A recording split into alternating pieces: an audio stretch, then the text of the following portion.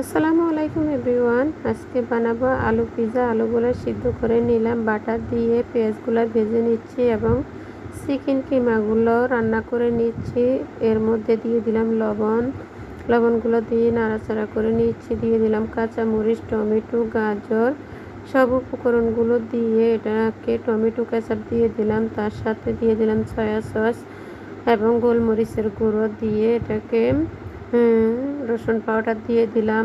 আর এখন সিদ্ধ আলুগুলা দুধ এবং ডিম দিয়ে ব্লেন্ড করে নিলাম। তার সাথে ব্লেন্ড করা মিশ্রণের সাথে ময়দা এবং লবণ দিয়ে এটাকে একটা ওভেন প্রুফ বাটিতে দিয়ে দিচ্ছি।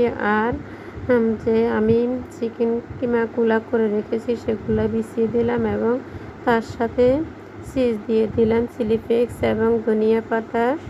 সব উপকরণ দিয়ে ওভেনে বেক করে নিলাম। 40 মিনিটের মতো হয়ে গেল।